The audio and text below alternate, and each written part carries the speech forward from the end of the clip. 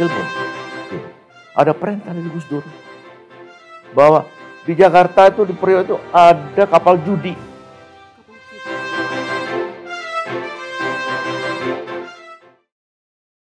Nah, kalau yang pengalaman menarik ada lagi ini. Yang paling Menarik, bukan menarik, lucu lah. Lucu, oke. Satu ketika saya ditelepon oleh Jaksa Agung. Saya ada di Makassar waktu itu. Jaksa Agungnya waktu itu adalah yang ganteng itu, Marzuki Darusman. Marzuki Darusman. Ganteng orangnya kan, ya ganteng. Telepon, tuh ada perintah dari Gus Dur bahwa di Jakarta itu di Priok itu ada kapal judi. Kapal judi. Coba segera tangkap itu. Saya ada di Makassar malam itu. Iya. Saya telepon Panglima Armada. Panglima Armadanya waktu itu adalah Pak Indroko. Akhirnya Pak Indroko jadi kasal nanti saya. Ya, Panglima, ini perintah langsung dari Presiden. Segera kerahkan. Ya, boarding semua kapal. Cek. Siap, Pak Indroko hanya ada kata lagi. Siap. Iya, pasti siap. Iya. Jadi, menurut Pak Indroko, Armada mengerahkan itu 47 kapal itu diperiksa semuanya. Periksa semuanya. Baik yang di Jangkar maupun yang lagi lagi berlabuh, lagi berditambat. Nggak ada. Tidak ada, Pak. Tidak ada Bapak kasal. Yakin sudah periksa kamu? Sudah periksa semuanya, nggak ada. Mereka ngerahkan Kopaska, ngerahkan marinir, semuanya naik di kapal semua dikeluarkan. Nggak ada. Saya lapor ke Gus Dur. Gus Dur nggak senang. Dengan hasil bahwa tidak ditemukan gitu ya Pak ya? Ya sudah. Jadi sudah periksa semua? Sudah, Presiden. Jadi nggak ketemu? Tidak ada. Ya sudah, kalau udah begitu. Tapi dari nadanya beliau nggak suka. Gitu. Berarti saya melihatnya ini ada informasi yang nggak benar yang masuk ke Presiden. Valid, ya. Itu kan. Saya kemudian cek ulang ke Pak Indroko lagi kan. Gimana? Nggak ada, memang nggak ada. Tuh, itu yang saya menganggap ada, ya saya gagal. Oke. Gagal mungkin karena informasi yang tidak valid gitu ya Pak. Kita tidak pernah tahu kan ya sampai sekarang nggak ada jawabannya Pak. Ya di kita kan hanya to comment dan to obey comment. Nah, sudah, saya sudah melaksanakan tapi tidak memuaskan sang pemberi perintah. Iya, yang penting kita sudah melaksanakan instruksinya gitu ya Pak ya. Iya. Oke, baik. Itu kejadiannya lucu juga ya Pak ya pada saat menjadi kasal gitu. Saya anggap banyak lah yang hal-hal yang seperti itu tadi pada zaman reformasi itu kan. Karena belum ada kesatuan konsep dalam menghadapi kesatuan tindakan dan begitu banyak jalur-jalur informasi yang nggak ada clearing house-nya, nggak ada filternya yang sampai ke Presiden. Iya. Soalnya masih samar-samar gitu ya Pak ya. Dan Bapak juga termasuk katanya ini Pak Ahmad ini orangnya pintar sekali gitu ya. Enggak lah, enggak juga. Bapak memiliki banyak sekali program-program yang dibangun. Dan kalau misalnya gini, spesialisasi saya, itu ya. Technical spesialisasi saya itu adalah Principal Warfare Officers. Jadi saya diperintahkan oleh Angkatan Laut waktu itu ya, untuk sekolah di Inggris. Jadi saya angkatan pertama ikut PIWO namanya. PIWO itu Principal Warfare Officer untuk ikut di sana. Bahkan saya mayor waktu itu. Teman-teman saya letnan semua. Itu. Ada hal yang menarik nih dari Bapak. PIWO itu adalah respon daripada pembinaan Angkatan Laut di Royal Navy di Inggris menghadapi era Perang Dingin. Perang Dingin di lapangan yang dihadapi adalah Fakta Warsawa dan Rusia. Jadi bagaimana sistem pembinaan kesiagaan armada kapal-kapal menghadapi ancaman itu? Karena kan ancaman bisa bergulir dengan sangat cepat, mulai dari yang pangkal rendah, low intensity conflict, high intensity, sampai perang terbuka. Itu kadang-kadang eskalasinya begitu cepat. Nah, di lapangan, di kapal-kapal, satuan-satuan, itu manajemen tempurnya harus dirubah supaya bisa menghadapi itu dengan cepat. Lahirlah PIWO itu. Jadi seorang PIWO fight the ship, istilahnya itu. PIWO lah yang berperang. Komandan mengkomando, tapi PIWO yang menyusun peperangannya, pertempurannya, kira-kira gitulah. Sehingga ada integrasi. Kalau dulu kan ada di Indonesia waktu itu ada spesialisasi perwira artileri, spesialisasi navigasi, spesialisasi komunikasi, spesialisasi anti kapal selam itu. Di PIWO jadi satu itu, tapi lebih banyak sebagai manajer, tactical manager dia. dan Bapak termasuk dipilih. Saya lihat yang pertama. Tim pertama. Ya. Kemudian sesudah saya banyak yang ikut. Tapi yang pertama adalah Bapak bersama rekan-rekan gitu ya Pak ya? Saya yang pertama. Nah berbicara mengenai Piwo ini Pak, ini bagaimana dengan karakter perwira Piwo yang perlu dibangun saat ini Pak? Dihadapkan dengan teknologi yang semakin canggih. Pada saat Bapak angkatan pertama kan teknologi belum canggih ya Pak ya? Enggak. Jadi waktu itu sudah mulai perpindahan antara analog ke digital. Oke, sudah belum penuh ya, tapi transisi sudah transisi. Itu. Sehingga sangat terkenal pada saat itu untuk kita mengatasi waktu reaksi. Gitu. Sehingga mereka bikin rencana namanya rencana ZIPU plan. Ada ZIPU plan itu artinya pre-threat engagement. Jadi bagaimana suatu rencana dibikin sedemikian rupa sehingga reaksi kapal, reaksi individu itu bisa cepat dan tepat. Gitu. Kalau sekarang mungkin sudah berbeda karena sekarang sudah digital semua, itulah. Dan semua sehingga hitungan-hitungan dulu yang masih dikerjakan oleh manusia sekarang sudah langsung. Nah ini dia Pak, ini karakter perwira Piwonya ini yang perlu dibangun apa Pak? Tapi karakternya tetap. Oh tetap. Bawa kewaspadaan, bawa kerjasama, kewaspadaan, dan alertness itu yang paling pokok. Jadi istilahnya ya tekniknya itu namanya sensor to firing loop. Sensor to firing loop. Jadi loop antara alat sensor kepada penembakan. Ini harus sesingkat mungkin. Kalau sekarang hitungannya udah detik. Piwo bagaimana memutuskan kapan menembak itu? Jangan sampai salah tembakannya. Iya. Itu kan. Makanya dibilang Piwo ahli peperangan gitu ya Pak ya? Dia tahu dimensi-dimensi peperangan, dia tahu. Dimensi atas air, dimensi bawah air, perang elektronik, dia tahu. Dia adalah tangan kanannya komandan. Mengorganisir operation room atau yang kalau disebut juga namanya pusat informasi tempur sehingga betul-betul berfungsi baik. Oke. Dan ini sebagai angkatan pertama punya kebanggaan tersendiri pada saat itu Pak. Terus terang iya. Indonesia itu kan angkatan lautnya masih muda. Dunia itu udah maju banyak. Ada yang dari Rusia, ada dari Amerika, dari Royal Navy Inggris. Dan kita mengirim pelajar-pelajar tuh banyak. Ada yang mengirim ke Amerika, ke Rusia, ke Inggris banyak. Itu. Tapi masing-masing pulang ke Indonesia lagi membawa doktrinnya sendiri-sendiri. Sehingga pada waktu itu di armada ada yang dibentuk oleh Panglima yang namanya GRISOP, Grup Riset Operasi. Itu saya masuk di sana. Waktu saya kapten dengan beberapa perwira yang lain itu masuk jadi grup riset operasi yang untuk mengcompile semua doktrin yang dari negara-negara yang lain tadi itu menjadi doktrinnya angkatan laut, menjadi doktrinnya armada, menjadi doktrin taktisnya armada. Itu mungkin ini juga yang menyebabkan saya banyak dikenal oleh para senior. Sehingga ya membuka jalan gitu. Pada waktu itu saya nggak berpikir ke sana. Nggak berpikir ke sana itu.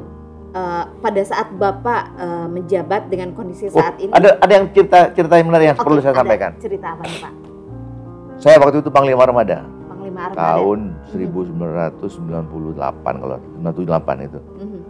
Australia itu mengeluarkan buku namanya The New Engagement. Kasalnya mereka, kasalnya McKinstry kalau nggak salah namanya, Admiral itu mengeluarkan buku namanya The New Engagement, pelibatan baru. Itu. Di sana dijelaskan bahwa disebutkan, saya baca itu, Angkatan Laut Indonesia itu tidak pernah mengikuti undangan latihan bersama secara penuh.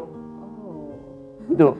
Jadi paling-paling Angkatan Laut Indonesia itu ngirim observer atau ngirim kapal hanya untuk harbor training. Tapi tidak pernah dia warfare training bersama-sama Australia, New Zealand, kemudian Malaysia, Singapura, nggak pernah. Kalau menurut mereka, karena Indonesia itu takut ketahuan belangnya. Belang kenapa Pak? Ketidakmampuannya. Dianggapnya gitu ya. Kenapa nggak mau ikut? Ayo kita ikut rame-rame. Kita nggak mau. Tapi memang tidak mengikuti? Nggak ngikuti.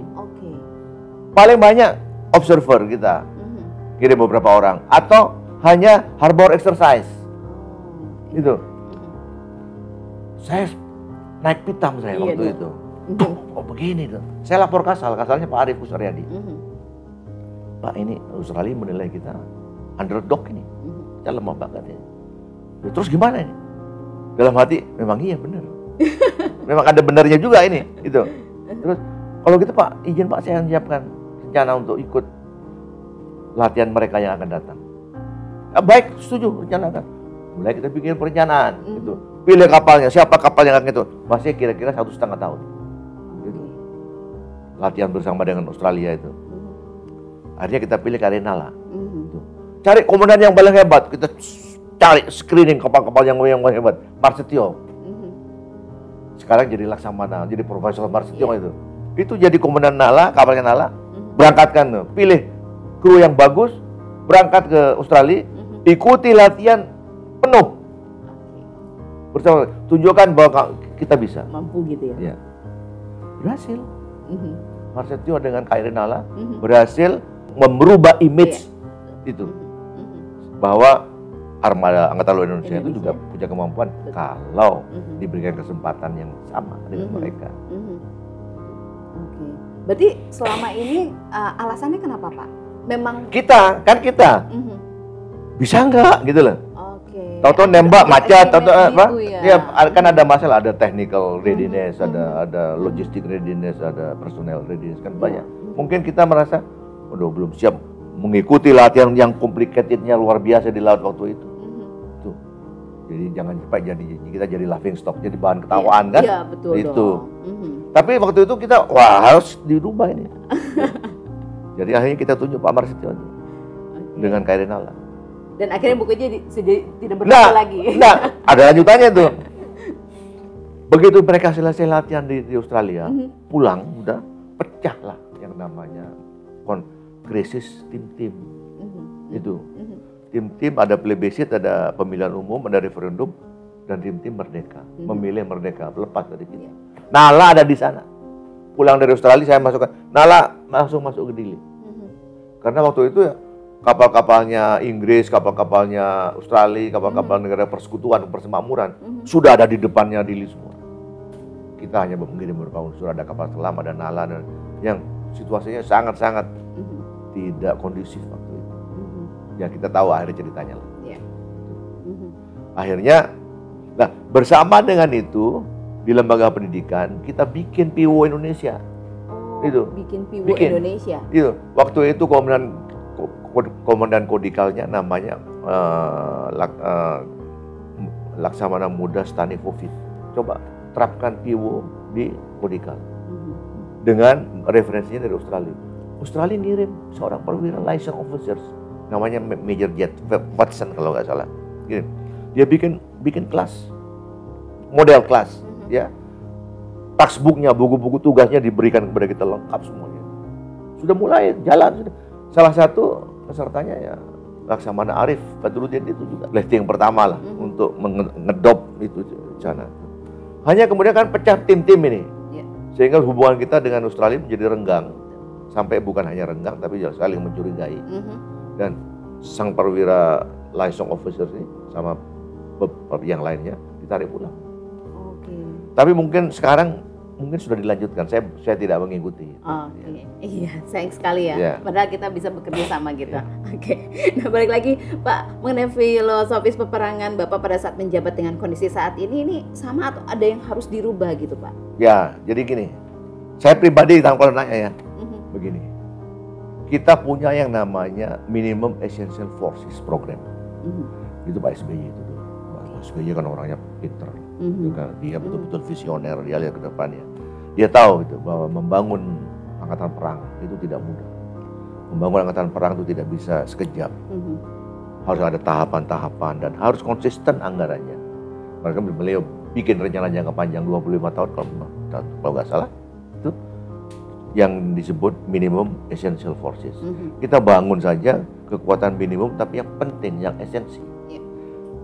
Sangat relatif, esensinya itu tergantung kita sendiri, kita mau kasih apa aja gitu kan. Sekarang sudah selesai itu. Sekarang kita harus masuk yang namanya pasca itu. Pasca Minimum Essential Forces. Itu apa yang akan kita kerjakan? Angkatan Laut apa? Tentu kita bertanya, kemudian kita harus jawab sendiri. Konflik atau perang seperti apa yang akan kita hadapi dalam waktu 5 tahun, 10 tahun ke depan ini kayak apa. Dan ini harus dirumuskan segera. Dengan adanya tepian Pasifik ya, yang sudah ribut ya, dan Indo-Pasifik ya, sudah menjadi melting pot, bukan hanya melting, bukan melting pot, menjadi fire spot, jadi sudah mendidih ini. Ada Cina, ada Amerika, Australia juga sudah masuk, ya kan? Dan gimana Indonesia? Apakah kita tetap ada di pinggiran? Apakah kita terlibat? Itu, menurut saya kita tidak bisa lagi mengisolir diri. Passwordnya engagement. Kita harus terlibat, menjaga kedaulatan kita, tidak di dalam wilayah kita, tapi di luar wilayah kita, digeser. Nah, untuk menggeser medan juang ini, teater ini, itu diperlukan perangkat-perangkat yang lengkap, tidak hanya perangkat lunak, tapi juga perangkat-perangkat kerasnya dia, termasuk armada, unsur-unsur tempur. Betul. Dan sebagainya. Berarti selama ini belum memiliki gitu ya Pak, dan kita masih main aman di wilayah kita sendiri Kita kan sekarang mengikuti alur minimum essential forces.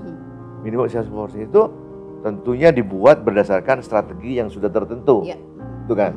Kita harus lihat di buku putihnya di Departemen Pertahanan atau bukunya Angkatan Laut yang waktu itu. Tapi saya hanya menyarankan, mengingat ya. Kalau ini sudah selesai, sedangkan tepian Pasifik sudah rame, Laut Cina Selatan sudah rame, India punya politik yang namanya looking the east. India itu, tengok ke timur kata India itu. Kita masih mau mengisolasi diri, dan kita ingat loh, Menteri Luar Negeri kita, Retno itu sangat aktif dia. Politik luar negerinya Pak Jokowi sangat aktif, keluar semuanya. Angkatan Laut sudah siap nggak untuk main di luar kandang? Engagement di luar kandang. Tentu tidak diperlukan, bukan kapal-kapal yang buatannya Batam, nggak mungkin lah. Diperlukan kapal-kapal yang punya long range cruising, jarak jelajah jauh, long leg, kapal-kapal yang punya jarak jauh. Nah, kalau menurut pandangan Bapak sendiri, kekuatan maritim Indonesia sekarang ini sudah cukup kuatkah atau apa dulu nih Pak yang harus di benchmark kemana? Kayak kita kalau mengukur kekuatan kan harus ada benchmarkingnya, harus ada mistar ukurnya. Sama apa? Sama Singapura, jumlah kita menang, tapi teknologi kita kalah. Sama negara-negara terdekat kita lihat aja, ya sama Singapura, misalnya, sama Malaysia kita masih menang, sama Thailand masih menang kita, sama Australia. Teknologi kita kalah, readiness mungkin kita kalah, tapi mungkin gini loh, aset perang itu ada dua, satu yang namanya tangible asset, tangible asset itu aset yang bisa diukur, ada kapal perang, ada tank, ada radar, ada segala macam itu bisa dilihat mata, bisa ditambahkan. Satu lagi yang intangible asset itu doktrin, semangat, leadership, mutu latihan, kesiagaan, dan itu harus dibina terus ini, tanpa melihat harus aset tangible-nya. Nah, intangible asset ini tidak boleh berputus, kita harus dibina terus. Gitu.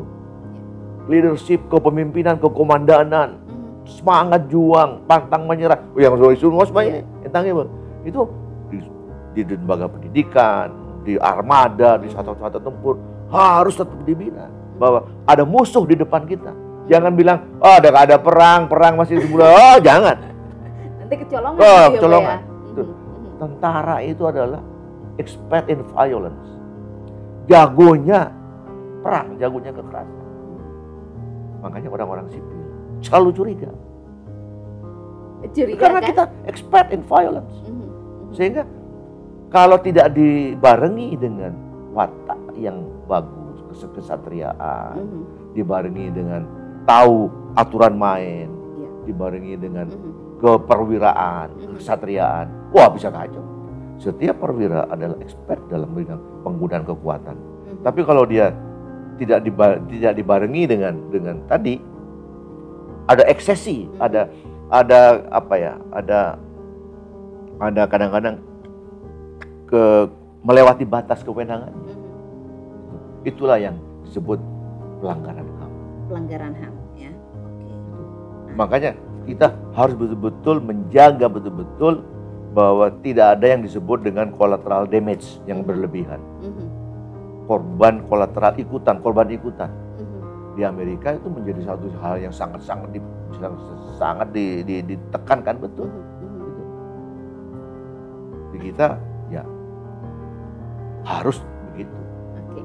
Pak Ahmad, ini kalau misalnya Bapak melihat dengan kemaritiman Indonesia sekarang, Bapak masih melihat permasalahan kemaritiman itu saja atau mungkin ada masalah lain yang akan dihadapi gitu Pak? Atau yang harus kita waspadai? Kalau kita bilang maritim ya, saya mau kasih contoh satu. Bagaimana kita melihat dimensi maritim secara benar. Itu ya. Contoh yang kecil ini.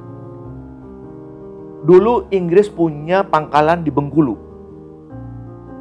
Bentengnya sampai sekarang ada itu, namanya Fort Marlborough di Bengkulu itu. Ngapain Inggris punya benteng di sana? Ternyata mereka punya benteng di sana karena line of communication waktu itu dari Eropa, Tanjung Harapan kalau mau ke Cina lewat Selat Sunda. Jadi dari Tanjung Harapan tuh nembak lewat Selat Sunda. Tuh, Inggris harus punya checkpoint di sini. Bengkulu dipegang sama dia. Gitu. Tapi Raffles, seorang jenius itu, Raffles, berpikir, dia lihat peta dunia itu, lihat, waduh, kalau ini kita belah, maka yang namanya rute line of communication akan berubah ini. Iya. Apa itu? Suez Canal. Jadi kalau Suez Canal kita oleh Inggris dijadikan terusan, maka jalur pelayaran dari Eropa ke Asia akan lebih singkat. Iya. Dan Bengkulu gak diperlukan lagi, gak ada gunanya. Cari dia dari Suez itu ke Ceylon, ya, terus Singapura. Selat Malaka, Singapura langsung ke Cina, ke Jepang dan sebagainya. Makanya itu Tamasek dia pegang. Tamasek pulau kecil kosong dulu. Sebenarnya itu dijadikan pelabuhan. Dan mulai dia bilang ke dunia perkapalan, kalian silahkan singgah di Tamasek. Tidak bayar. Ya, akan disiapkan logistik, air itu, makanan, siapkan. Sehingga kapal kemudian sheltering. Jadi kalau ada badai, dia masuk ke Singapura. Kalau Belanda dulu mereka masuk ke Bengkulu, masuk ke Bangka Belitung, Palembang. Kena cukai sama Belanda. Sama Inggris dibebaskan biaya itu. Tuh, mulai banyak yang masuk karena ada air, siapkan air. Iya. Ya. Berikutnya dia bikin repackaging. Jadi kapal-kapal yang bawa barang dari Eropa singgah di tempatnya Singapura, di repackaging barangnya itu dikirim lagi untuk sana dari Eropa, dari Asia juga begitu sama. Kemudian mulai dia bangun insurance, perbankan, galangan kapal itu. Lama-lama jadi Singapura. Kalah kita, Belanda kalah, menangkap peluang itu. Pak Habibie bikin Batam. Singapura itu hanya a little dot, red dot in the map, kata Pak Habibie. Singapura hanya noktak merah kecil di peta. Masa kita kalah? Dia bikin Batam. Tujuannya adalah pertama menyaingi Singapura pelan-pelan. Gagal, kenapa? Mahal di Batam. Kapal-kapal gak akan berani singgah. Ongkos pelabuhannya mahal, tidak efisien dan sebagainya. Jadi kalau kita mau menyaingi Singapura dalam segi kemaritiman, kita harus lebih dari Singapura. Lebih aman, lebih cepat, lebih ramah dan sebagainya. Dan itu mulai dikerjakan oleh Pak Jokowi. Tapi selalu kan jadi curigai. Orang, loh saya mau bangun kantor di Batam, tapi masa sewanya jangan 10 tahun dong. Makanya dinaikkan sampai 80 tahun, 10 tahun. Tapi tetap masih ada kecurigaan. Belum ada persamaan persepsi. Yang kedua masalah distance. Masalah Nusantara kita adalah distancing. Betul. Jarak. Ya. Jarak harus diperpendek, bukan jarak yang diperpendek, tapi dukungannya harus diperpendek. Diperkuat gitu ya dukungannya. Itu. Karena itulah yang dijawab oleh Pak Jokowi dengan connectivity. Dibangun pelabuhan-pelabuhan untuk menjadi konektivitas Nusantara. Udah tahap pertama sudah bagus banget ini. Visi sudah masuk, tinggal meneruskan tahap kedua, tahap ketiga. Tentunya harus dirumuskan ulang. Iya. terus dipantau gitu ya Pak ya. Ya. Oke.